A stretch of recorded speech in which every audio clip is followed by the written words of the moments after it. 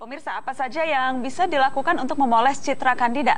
Mata Najwa mengundang Wakil Ketua Media Center Badan Koordinasi Pemenangan Pemilu Partai Golkar yang juga bertanggung jawab memoles citra Abu Rizal Bakri, Erwin Aksa. Selamat malam, Mas Erwin. Selamat malam. Terima kasih sudah hadir di Mata Najwa. Ya, terima kasih undangannya. Persisnya apa saja? Kalau kita bicara spesifik, Mas Erwin, bagaimana memoles citra? Persisnya apa saja yang dilakukan?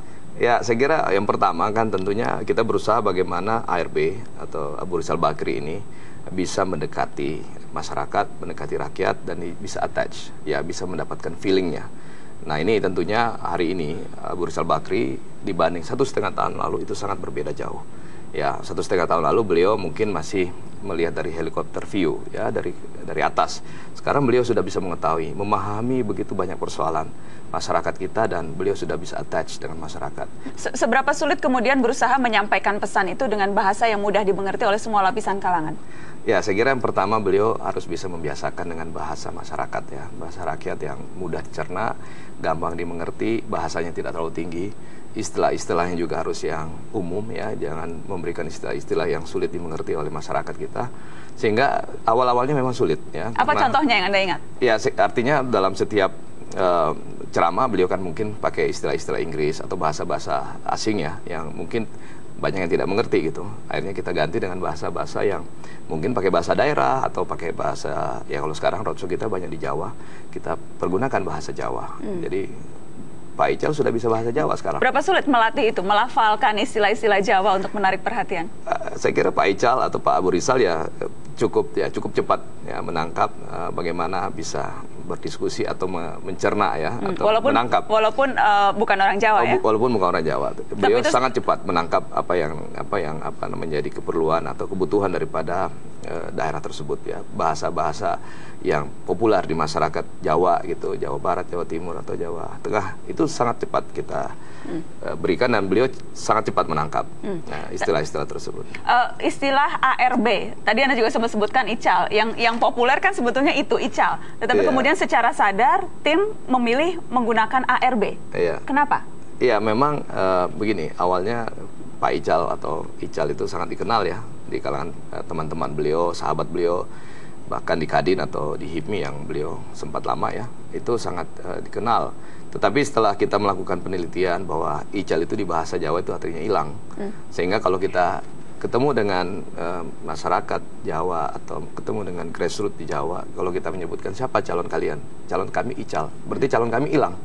Jadi tentunya kita tidak ingin menggunakan istilah yang bisa mempengaruhi juga pemilih-pemilih kita di Jawa gitu. Makanya muncullah kata-kata atau istilah ARB, ya, dan disitulah mulai kita kampanyekan. Memang awalnya resistensinya cukup tinggi, dah. Orang-orang yang sudah terbiasa, termasuk saya tadi kan, masih terbiasa dengan kata-kata Ical. Apa tantangan terbesar kalau kita bicara memoles citra Abu Rizal? Isu-isu seperti isu Lapindo, kemudian isu soal pengemplangan pajak dan sebagainya, itu juga Anda kelola? Saya kira itu yang harus kita eliminir, ya. Kita mungkin untuk menghindari dari isu itu saya kira juga sulit sekali, karena memang isu itu sudah beredar, ya, di media, di publik dan sebagainya. Tugas kami adalah menciptakan isu baru yang bisa mengeliminir isu-isu lama yang selama ini juga digulirkan oleh tentunya orang-orang yang seringkali mengeluarkan isu-isu negatif kepada ARB maupun juga Partai Golkar gitu. Soal gesture, ingat dulu bahkan Susilo Bambang Yudhoyono pun mendatangkan pelatih gesture dari Inggris untuk mengatur bagaimana gesture dan juga cara bertutur di depan kamera. Apakah itu juga dilakukan oleh Abu Rizal Bakri? Semua sama kita lakukan juga, termasuk juga cara duduk, cara senyum, menyalami orang, melihat mata orang dan sebagainya. Apa misalnya cara senyum itu seperti apa? Ya, menepuk pundak orang dan sebagainya. Semua kita lakukan. Ya, mungkin 1,5 tahun yang lalu beliau kalau salaman sama orang mungkin orangnya tidak dilihat, atau mungkin orangnya tidak disenyumin, atau orangnya tidak ditepuk pundaknya dan sebagainya. Sekarang beliau sudah lebih lebih membawa diri dengan tentunya gesture-gesture yang bisa menarik simpati orang, orang bisa merasakan sincerity daripada Abu Rizal Bakri gitu. Karena cara duduk juga diatur, ya? Ya, kita apa tuh cara duduknya? Jadi seringkali beliau seringkali beliau kalau duduk mungkin santai, atau mungkin beliau karena ingin ingin rileks, ya. Tentunya kan seringkali beliau lupa gitu. Ada kamera, ada kamera, ya, di samping kiri kanan beliau, sehingga kita harus mencari angle kamera ataupun juga gambar yang bagus untuk bisa dijadikan iklan atau dijadikan gambar untuk promosi kita gitu. Jadi membentuk citra yang berbeda sama sekali atau menyesuaikan dengan citra yang ada atau kombinasi seperti apa nih? Yang paling penting kita harus membuat yang bisa diterima oleh beliau, dan itu harus sincere dari beliau, dan beliau harus bisa merasakan.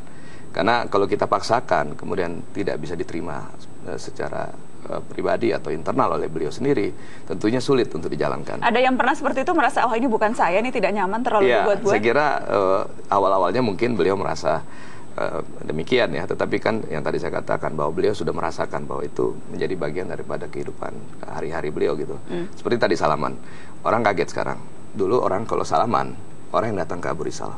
Sekarang kebalikannya, ada orang berkumpul di satu tempat, beliau yang datangin, beliau yang salamin, ditepuk pundaknya, disenyumin, dan ditanya lah, ya ditanya masalah sekolahnya, ditanya masalah ekonominya dan sebagainya. Nah itu bagian daripada hal-hal yang kami juga selalu ingatkan kepada beliau, dan ini sudah menjadi kebiasaan beliau sekarang. Kekurangan yang paling sulit ditutupi kalau kita bicara memoles citra kandidat dari jagoan Anda? Ya, saya kira begini, historical daripada seorang kandidat itu juga penting ya, track recordnya juga penting, dan tentunya ya memang kita harus bagaimana memoles ya tim kita atau kandidat kita untuk bisa benar-benar menjadi sebuah figur yang tentunya diharapkan oleh masyarakat kita. Apapun dengan track record yang terjadi ya, apapun masa lalu, apapun kejadian yang terjadi, tetapi tentunya harapan. Anda bicara spesifik soal apa nih? Ya. Spesifik soal apa nih kalau bicara track record yang kemudian? Ya, artinya apapun yang sering muncul di media kan, apapun yang sering muncul di media, apapun yang sering muncul menjadi isu-isu yang sering ditujukan kepada tim kita ataupun juga kandidat kita, itu kan berbagian daripada sejarah yang tentunya melekat di situ, dan ini yang selama ini harus kita rubah persepsi tersebut. Nah kalau sukses, Vi? Ya range-nya antara 300 sampai